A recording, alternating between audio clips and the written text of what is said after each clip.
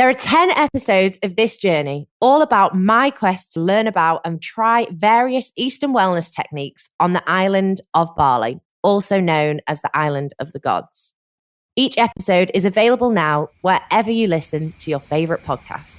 I'm Jade English, and this is Finding Feel Good. So this time I was really looking forward to heading home with a fresh perspective.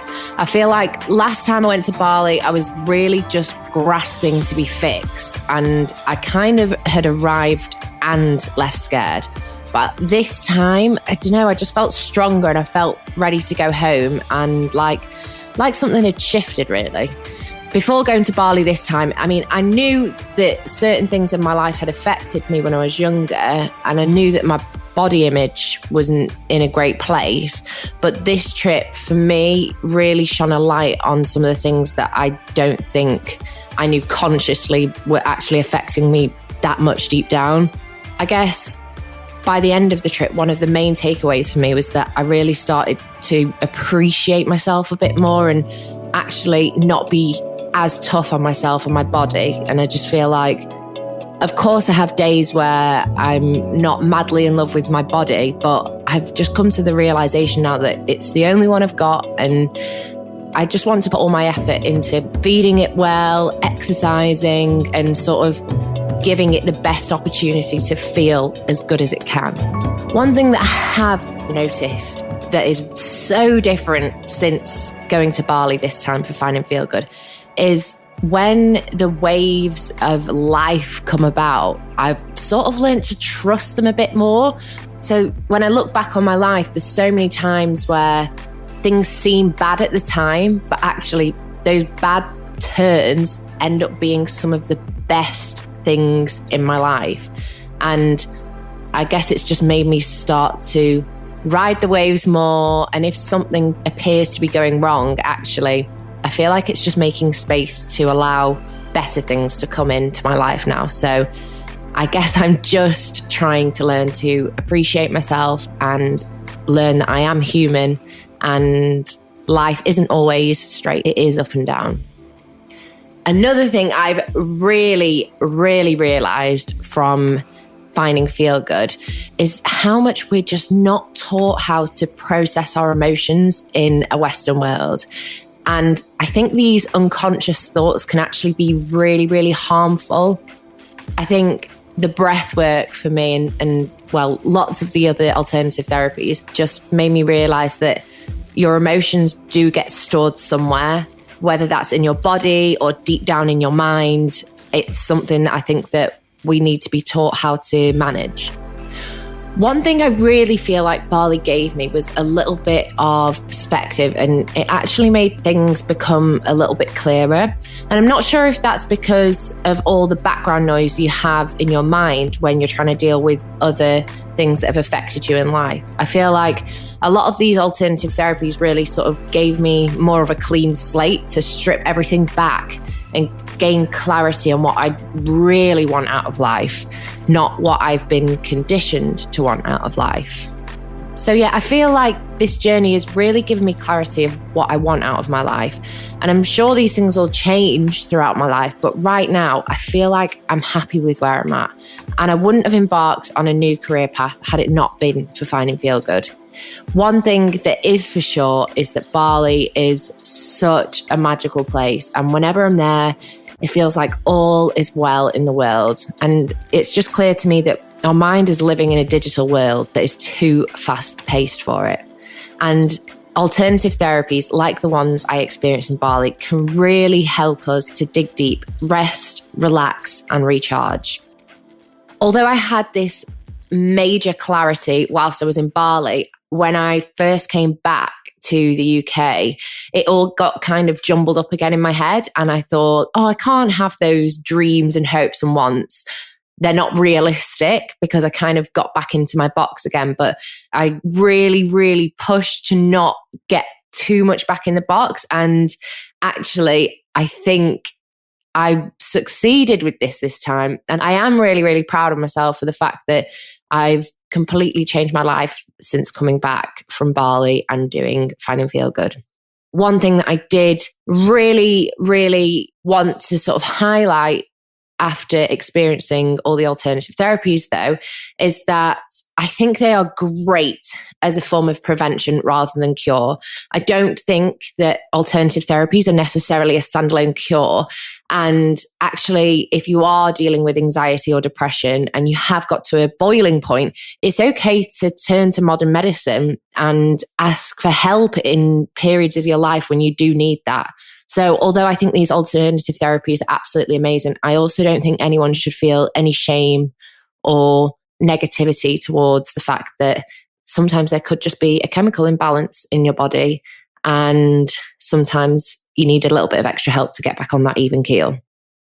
I do also think if we were taught how to manage emotions in school in a healthy and positive way, for example, if it was normal to go to a women's circle or a breathwork session or dance in our break time, as opposed to later in life going out and drinking and smoking and turning to drugs, I think we'd have such a healthier and happier society that didn't necessarily have to rely on the healthcare system so much.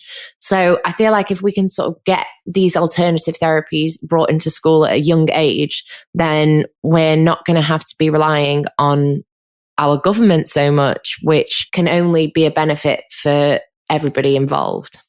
Another thing I actually noticed whilst I was in Bali, which I find quite funny, is that it's actually offensive to ask people's job title. So whenever you're in the UK, I feel like the general questions people ask is, hello, where are you from? What do you do? Whereas in Bali, people ask, what's your hobbies? What are your morals? What are your values? What do you believe? And it's actually a little bit offensive to ask someone what they do, because in some sort of way, it's trying to give them a way of how to place you. Like, if you're a lawyer, should I treat you a certain way opposed to if you are stacking shelves or something? And I really like that, because it's not about climbing that ladder. It's basically about being who you are before society told you who you should be. And I have to admit, whilst you're in Bali as well, the people just rub off on you. I think they realize how precious and incredible life is. And you can't help but sort of feel that excitement when you're there. And I've really tried to bring that back with me to the UK. So when I'm walking to work in the morning, I'll say, hello, good morning, even if sometimes I don't necessarily feel in the best mood myself. And I think it just liberates you and makes you feel a bit free, and really gives you just a different perspective on life. But of course, with all of these things, I'm very aware it's very well and good feeling and acting a certain way whilst you're in paradise. But what about when you come home? Like I said, for me in Bali, things seemed so crystal clear. I could see my retreat. I could see everything that I wanted to do. But when I got back, I almost felt like that vision got a little bit blurred. But as the way with the world, a few things happened, and I actually came back and thought, right, I am not letting my old ways creep back in. So I came back, I completed a personal trainer qualification. I also finished a counseling course, and I'm spending the next few years just learning and absorbing everything I can so I can start making my vision come true. Funnily, whilst I was in Bali, I actually started F45 and I absolutely loved it. It just made me feel powerful, strong, confident. And when I came back, I went into a gym and I was like, oh, hi, how do you become an instructor? Like, genuinely just out of curiosity. I wasn't asking for a job, but one thing led to another. And I'm now an F45 instructor. So I moved to London, and that's now a part of my everyday life. And I think for me, and I think for a lot of people, that mental and physical health is so important and so intertwined. I've definitely noticed. I went on holiday not so long ago, and I didn't exercise for a week, and I felt anxious, and I haven't felt anxious in a really long time. And then I did some more exercise today and I feel great, and suddenly my anxiety's gone. So it's all very well and good doing all the mental stuff, but I also think to have a healthy mind, you've also got to have a healthy body. Another thing that I'm actually really, really surprised about is I thought that I needed to slow down. I thought in order to have a more balanced and fulfilled life, slowing down was what I needed to do. But actually, I am going to say I don't think that's necessarily true. I actually think it's more about using your energy wisely. So if you're busy living a life without purpose or the wrong purpose, you can feel like you're not aligned. And that's certainly how I felt. Like I was exerting so much energy, but it was into the wrong thing. It wasn't helping people. It wasn't making me feel good either.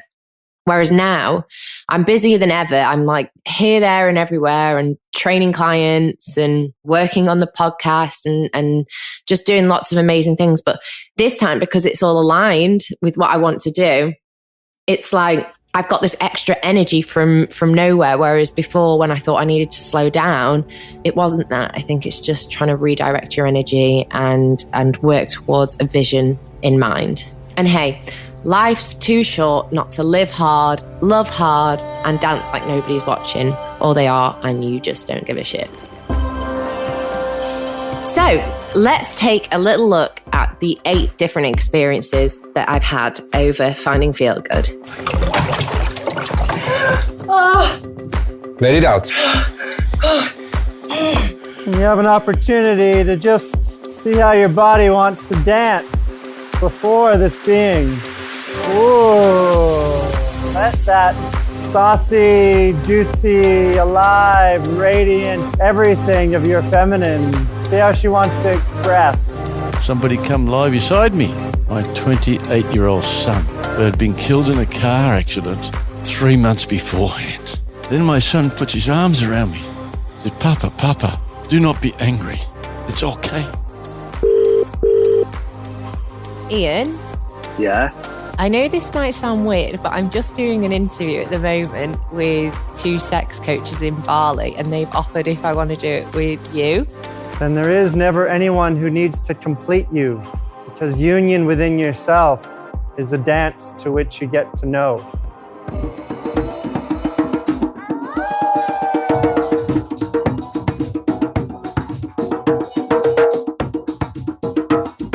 It doesn't really matter what happened. It's far more important that we understand what it did to you. Yeah, what protective and adaptive behaviors you have developed in order to cope with that. If everybody practiced box breathing for 15 minutes in the morning and added 1 second to their count every month, like it would change people's emotional regulation and capacities, and our perspective of the world would also change as well. And about 30 seconds into that meditation, when I quietened my mind, CACAO hit me. And she came in. Dancing isn't a routine. Like, we've been doing it since the beginning of time. It's just movement, babe. And it can be as simple as when you're burnt out, just moving your fingers is dancing. It wasn't just all in my head. I'm not weird. The situation we're in is weird. So let's change it. First of all was the Women's Circle, which was just absolutely incredible. I think there was just so much emotion from actually getting into Bali and then finally being sat around in this circle with all these women that I'd never met before. And it just felt like a completely different universe being there, everyone being so open and honest. And to be honest with you, just being around real humans after being in lockdown for so long was just crazy. I'll just give you the code of conduct for the Women's Circle. It's pretty open, but when we have the stick, it's kind of a sacred stick. So yeah, when we have this stick, it's kind of like that intention of listening. And I think that I saw this picture the other day of like an ear together, and it forms like a heart space. So it's like when we listen, we're connecting to that heart, to the love. And I think so many of us forget to listen. I know I do. So once we've gone round, we're going to go in a clockwise circle. If you don't feel like sharing, you don't have to. That's completely fine. But I invite you to share if there's something that wants to come out. And yeah, and we just respect everyone. We're not giving advice or anything like that, unless someone asks for it, of course, if you want advice. But most of the time, we just want to be heard and we want to be seen and that kind of stuff. Obviously, we showed you as much as we possibly could in the time, but there was extra things that were just incredible whilst we were there. So like Bryre would go around cleansing with sage in the beginning. And when people were talking, there was quite a few women there that would well up and you could just feel all of their emotions whilst you're in the room. And there was so many different stories from the same topic. It made me really have a different perspective and open my mind up to how people really do see things so differently. For me, this was quite a weird one to sort of start on because it really brought up for me the fact that I have struggled with my body image literally since, well, from day dot, from as far back as I can remember. I guess I sort of realized that my internal voice was actually a step parent that I used to have, and she just was not very nice to me and used to call me fat when I was a kid.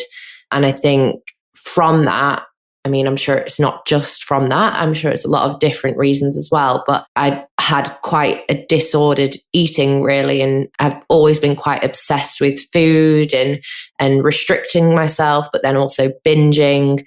And I found it really, really helpful, actually, just to sort of hear myself talk and say it out loud, because I think I've really managed to get a hold of it since I've come back. And I think it's been something that I've actually got a hang on over the years, bit by bit. But I think now that I've actually heard myself speak on a podcast saying about the fact that I'm not happy with my body, even though I know deep down I might look good or anything like that, it really is quite a powerful way to sort of look at yourself and see yourself from a different perspective. And I've also realized, actually, it's not even just about looking good, because there's been times where I've, in quotation marks, looked good and I felt rubbish. So I definitely want to use all of my skills and my experiences to help other people feel good about their bodies, not because they want to look good, but genuinely just because they want to feel good, as I think I've really overcome quite a big part of that. I think one of the most amazing things about the women's circles was realizing how much women really do need that connection. I think it's such a tribal thing for us to be sat around and talking with each other. I think it's something that we're really missing from our everyday lives. And I love getting together with my girlfriends and having a chat. And I guess since I've come back, I've just made sure that when I'm having those chats with them, I'm more present. I'm not on my phone. And actually, I don't give advice. I just sit there and listen. And hopefully that's even more powerful than giving someone a piece of your own perspective. So whether that's getting along to one of Bryre's virtual women's circles or having a chat with friends, I think really carving out that time to make time to actually speak with other people is really, really important. So moving on to breathwork. Now, wow, this was honestly one of the best experiences of my life. We'll start by joining our voices together in 2 ohms. Take a nice full inhale.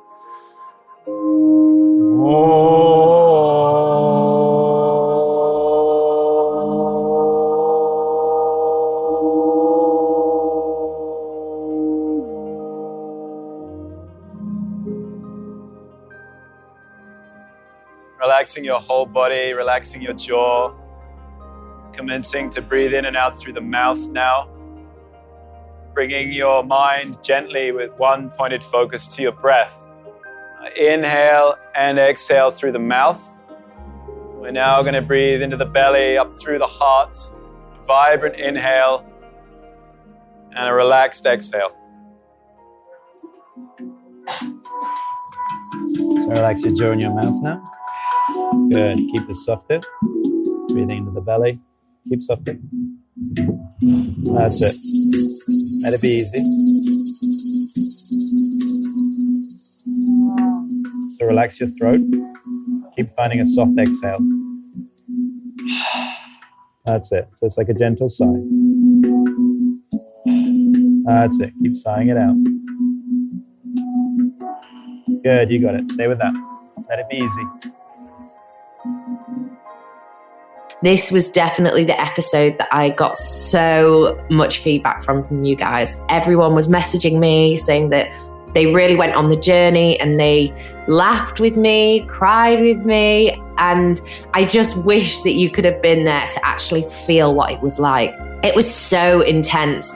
The group one was actually 2 hours worth of breath work, and it was so emotional. So, I mean, even though I was there having my experience, there was another 40 odd people in that room who were having their own intense experience, and people were shaking, people were crying, people were laughing, some people were snoring, but it was nothing I can actually put into words, but you could feel the build up of the energy and then the build down, and it was almost as if all the sounds took you up in waves and then down and round. And I just didn't feel like a human body. I felt like my mind was somewhere completely different. And in a weird way, I felt like I was on something.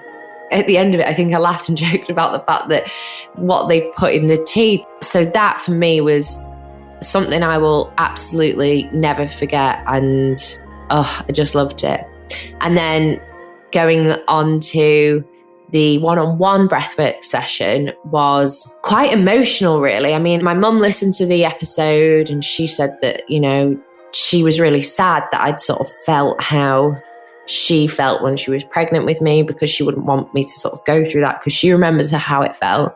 But I'm glad in some ways that I did go through that, even though it was really hard at the time. It felt like I sort of let go of some things that I wasn't actually consciously aware of. Like, of course, I would not ever in a million years imagine that I could feel my mum's emotions whilst I was in her stomach.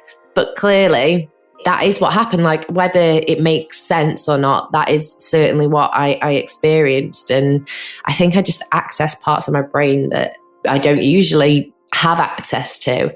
A little bit of sound with me here again. Oh, stay soft here. Inhale. Oh, good. Inhale. Find your breath. Inhale and let go. Is it positive to revisit painful memories? Is that part of the healing journey?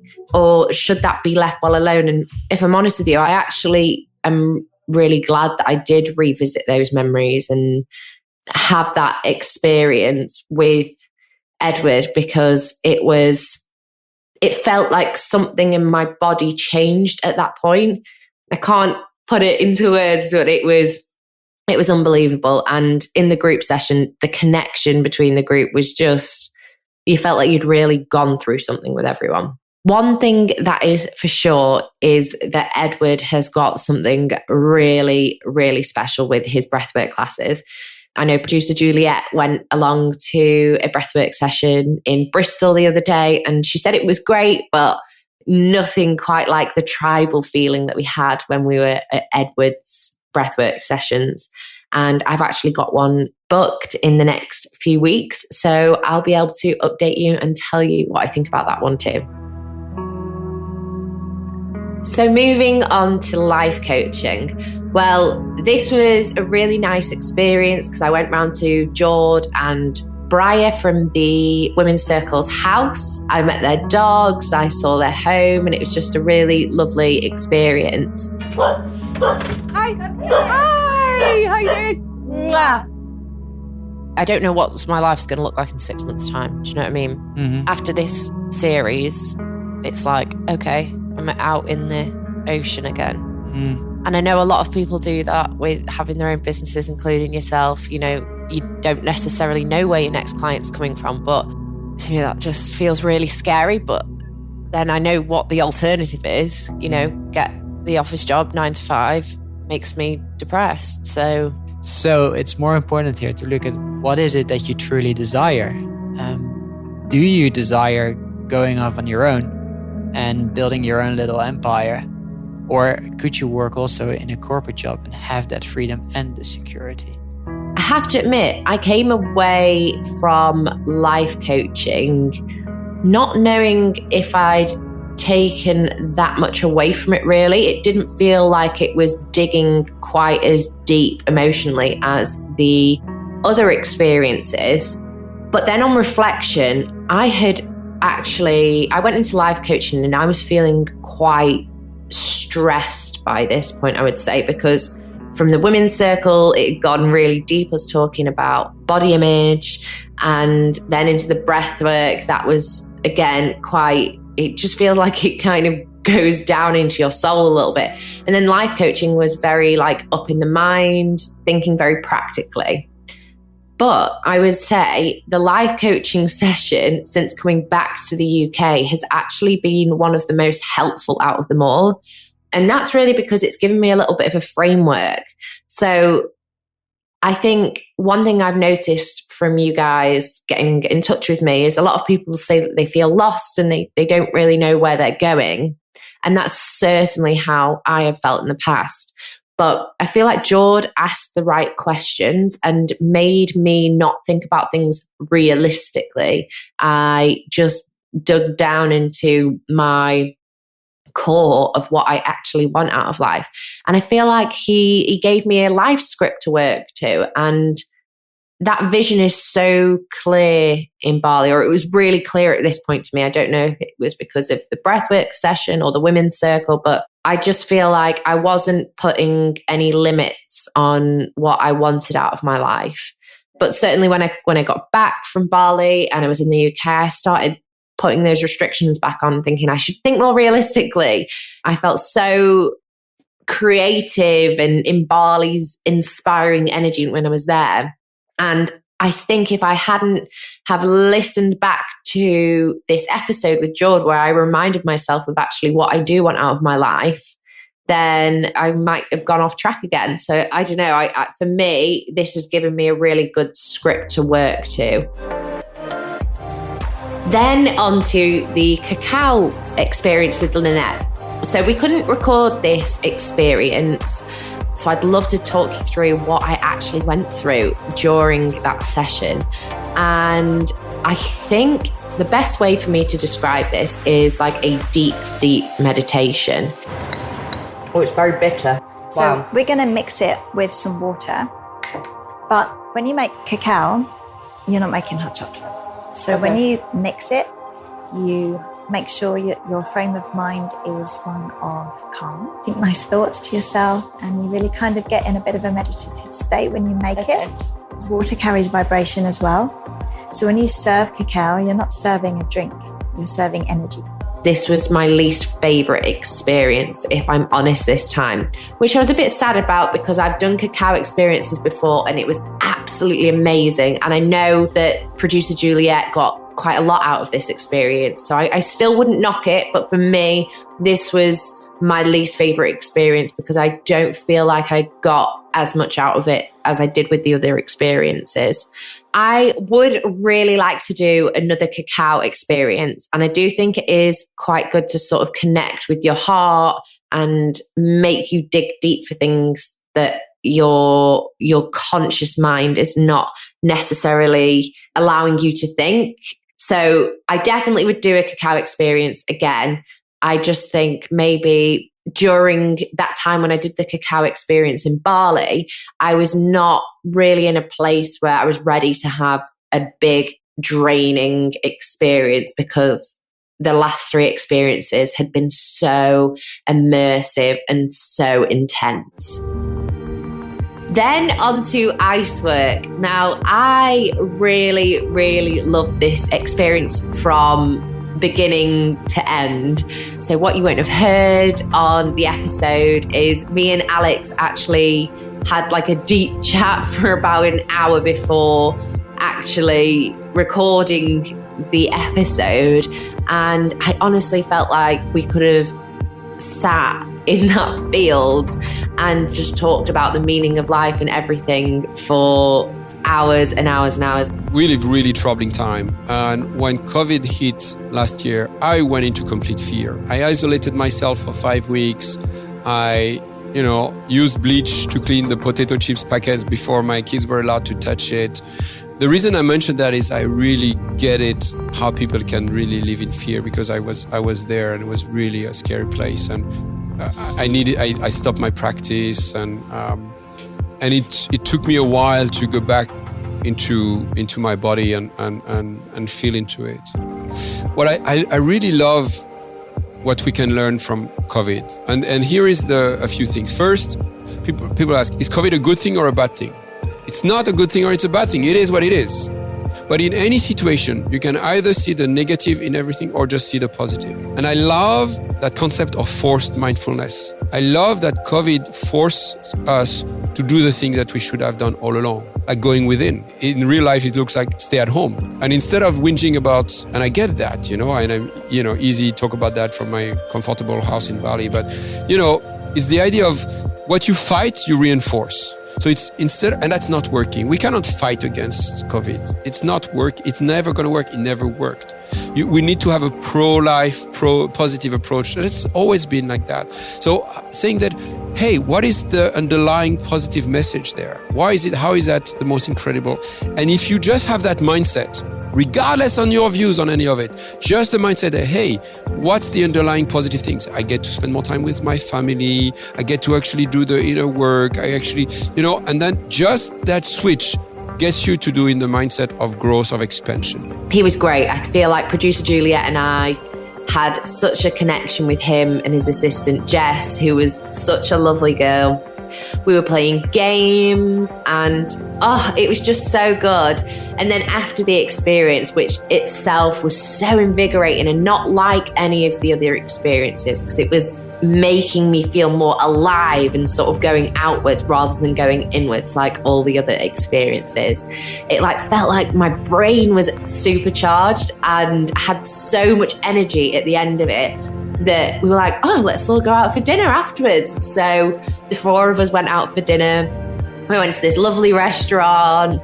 Alex, being the Frenchman he is, obviously gave us some lovely wine as well. And we just sat around and we got super deep. We played more games and it was, even just thinking back on it now makes me feel quite emotional because it was just such a amazing experience from start to finish. And I actually am going to get an ice bath put in my garden in Wales when it's all done, because I honestly think it could probably change your life, change your health and everything. Don't get me wrong, I absolutely I wouldn't say I hated every second of it, which was I was about to say, but it's not a pleasant experience, but I feel like it's probably very good for you. All right, so just connect with my eyes. Let's do some eye gazing for a few seconds. Sorry, I don't feel relaxed. Okay, you're gonna take 5 breaths, and on the last inhale, you're gonna hold your breath on the inhale, and you're gonna step in on the exhale, all the way down, your shoulders under.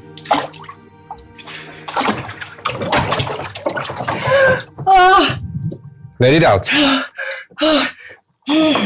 That's it. Let it out. Make eye contact with me. I'm here. It's okay. You're gonna be okay. You know you're gonna be okay. So switch to nose breathing now. Like the shoulders. And trust that you're gonna be okay. Keep a smile. Then on to sound healing. Now, again, this was just such a great experience from start to finish. So what you won't have seen is Lynne, Peter, producer Juliet and I, we had drinks with each other beforehand. And then after the sound healing experience, we actually stayed for ages afterwards and just chatted and hung around the pyramids of Chi. And I just found them so inspiring. And they actually made me sort of realise that my vision that I've had with Jord was possible. She glances at Joe. Joe gives a nod. She nods. Okay, we're in. After they left, we did the happy dance. And thought, isn't that amazing? They were buying from Peter and Lynne, not in a business perspective. I love that. And that gave us a lot of heart. And then the next person and the first lady that came in, same thing. They're all buying from the heart. They weren't looking at a prospectus or anything like that and saying, yeah, this looks like it makes sense. And that's how we got started and moved to Bali, and that was 2013. And what you won't have seen in the episode is producer Juliet actually fell asleep next to me and started snoring. I had to give her a little nudge and be like, oh, you, we're recording a podcast here. I mean, the guy at the beginning did actually say if you did fall asleep, which was quite common, he would come over and give you a nudge and sort of turn you over.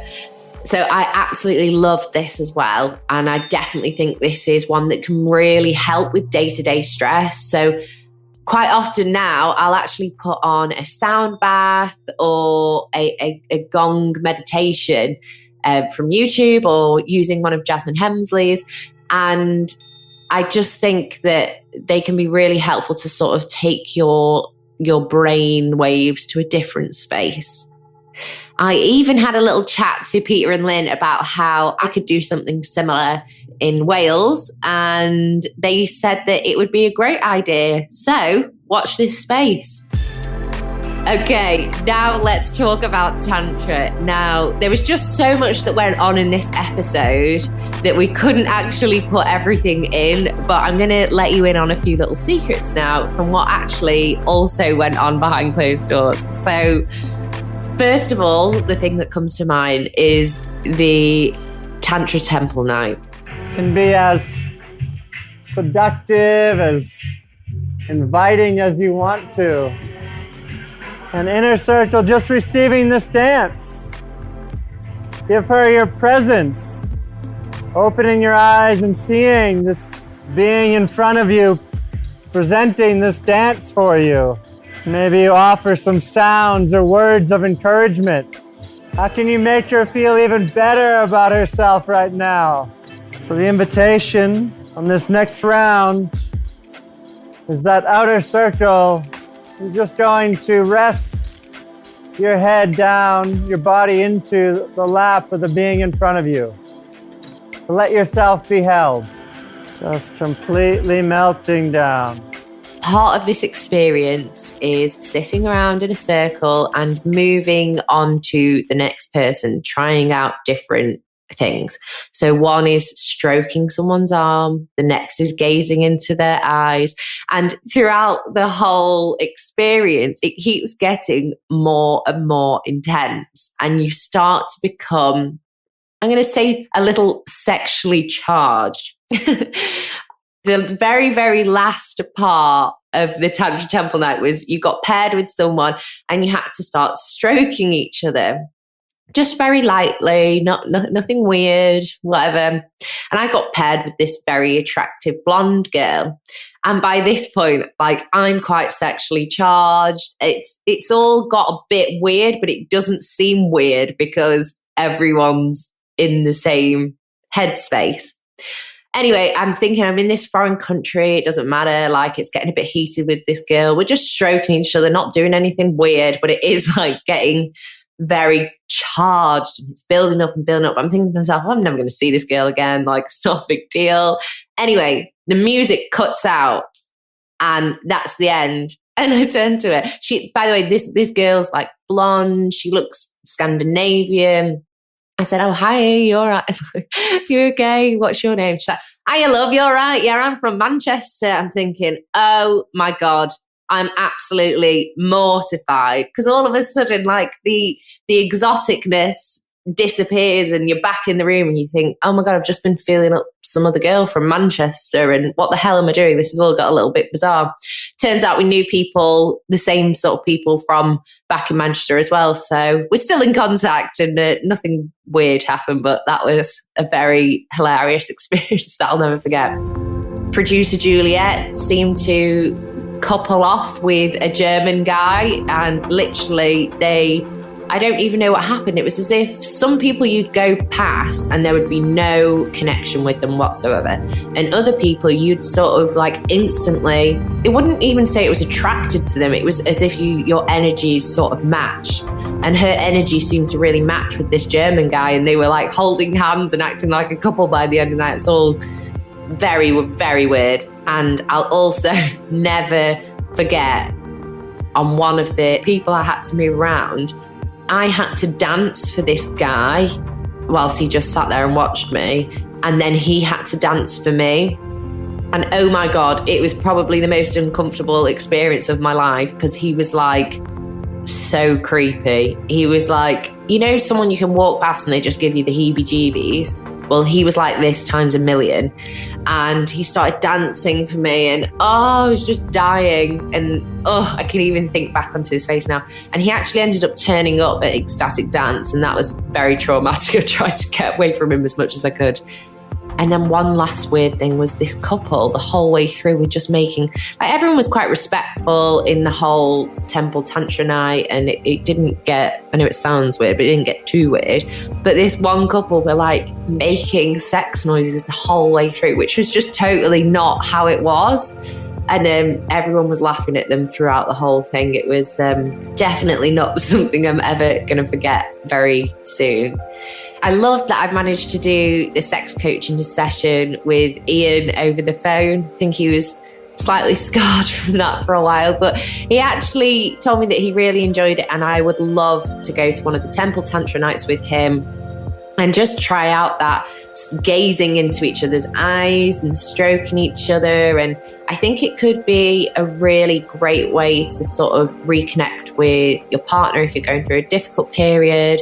Or to be honest, even if you're not going through a difficult period, I think it's something that could just make you connect deeper. And I think it's something that everyone could benefit from. And it's definitely something I will be doing again with my partner. One thing that's for sure is that sexual energy is unbelievably powerful. And I think in that sort of setting of the temple tantra, like I said, things build up. I can imagine things could get quite weird. They didn't in this one, and everyone was very respectful.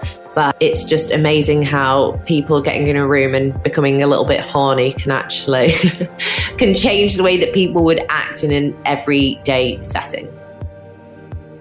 Then on to the very last experience, ecstatic dance.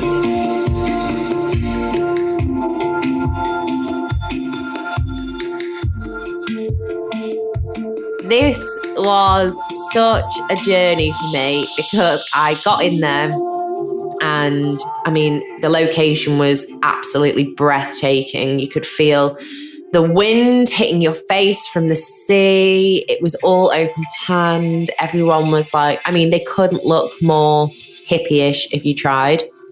When the dancing first started, like I said, for the first 15 minutes, honestly, I was like, what the fuck am I doing here? I do not feel comfortable whatsoever. And I feel, it was just such a horrible experience for the first 15 minutes. And then actually, it was one of the best experiences after that. I felt so liberated and so tribal and animalistic.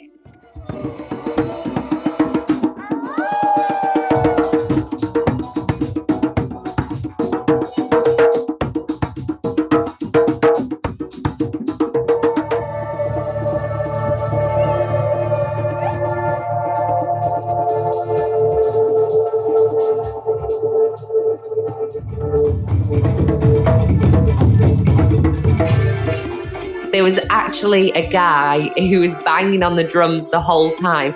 And I swear he had like a loincloth on and nothing else on his top. He honestly looked like something from Lord of the Rings. And he was like, sorry to be crude, but he was like swinging his thing back and forth whilst like banging on this drum. And there was sweat dripping down his face. He had long hair. And then there was another guy in front of him who he like had gorgeous dark skin and then pale blue eyes, and he was wearing a peacock feather earring in one ear, and then he had this tattoo on his back that said status quo and then a big cross through the middle. And I will just never remember looking at him, looking at this guy flinging his thing around and being like, oh my God, where am I? What am I doing? But this is awesome. And actually, I danced so much more after doing ecstatic dance. Now I'm home. And I think it's because rather than dancing to like a routine or feeling like I have to dance in a certain way, now I just sort of feel it with my body and I let go and I don't mind. And which is such a breakthrough to me, because before ecstatic dance, I wouldn't really dance really, because I just find it so weird. Found it so weird. And now I love it actually. And I honestly can't wait to do it again. And I mean, I do it every time I go out now. Do a little bit of an ecstatic dance, but maybe not in quite the same setting with the same people.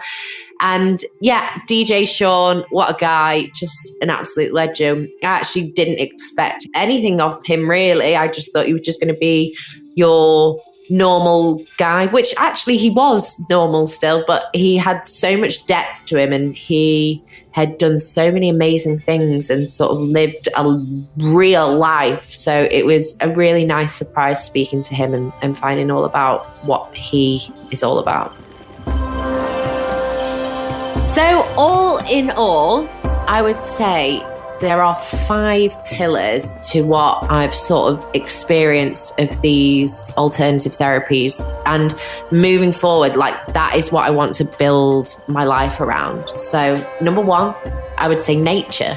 Like a lot of these experiences and alternative therapies aren't actually that complex really. They're more just about getting back to your human nature, remembering who you were before you had a phone in your hand and before modern day stresses existed. And I think as nice as it would be to say that we can build them into our lives very easily, I don't necessarily think we can. I think actually setting real time aside to go and ecstatic dance, to do a breathwork session, to meditate or connect with someone else, whether that's through a women's circle or any other form of connection.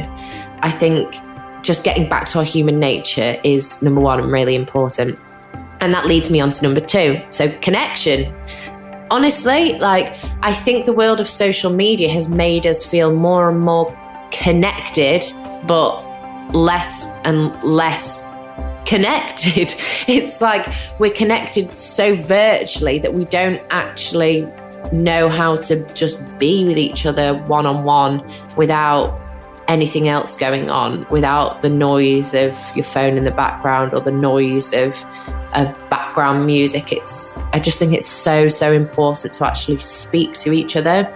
And I think, you know, if we were living in caves and back in our tribes, that's what we'd be doing every day. We'd be connecting with each other. We'd be speaking to one another.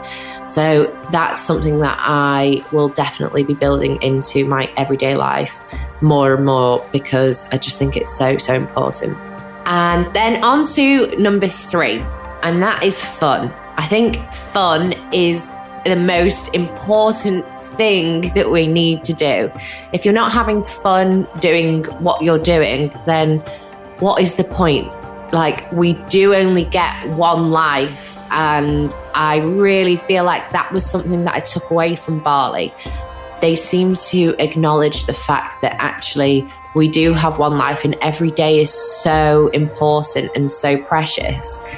And having fun is just great. And it's not something that we should be depriving ourselves of. It's almost as if the term busy and stressed has been put on a pedestal as if it's actually a good thing. But I think the main important thing in life is having fun and enjoying it. And then on to number 4. So number 4 for me, I have just realised without it, I am a completely different person. And that's exercise. I know that exercise can be difficult for people, and don't get me wrong, it's definitely been difficult for me in the past as well. And it's not necessarily something you always want to do, but we are supposed to be out in the world, moving and using our bodies to exert the energy that we've got from eating food. And I think many of our lives have just become so sedentary, and it's just not good for your brain. It's not good for your well-being. And I definitely notice when I stop exercising, that changes my whole internal world. So that exercise doesn't have to be running if you don't like running. It could be dancing. Dancing, as I've discovered, is so important. It could be playing football. It could be going for a walk with your friend. Whatever it is that makes you feel good, just get out and move your body and really connect with the fact that you are a living, breathing, moving human being. And lastly, number 5, relaxation. So a lot of these different alternative therapies are about relaxing. So whether that's time out to breathe or reflect or switch off, we're not supposed to be on all the time. If you look at animals, they'll sort of exert their energy and then they'll have some downtime, they'll relax. Whereas with humans, it's like we just keep going and going and going and going. And actually, I think it's so important to just take that time to stop, gather your thoughts, and think about what you want out of your life. Thank you so much to every single one of you who has taken the time to listen to Finding Feel Good. It's been such an epic journey from start to finish, and I'm so, so grateful to every single person involved. Mainly a massive, massive thank you to Real 2 Media and Pineapple Audio Production. Without you, this whole series could not have been possible. And this whole journey was definitely something I will never, ever forget. And thanks again to all of you for listening. I'll see you next time.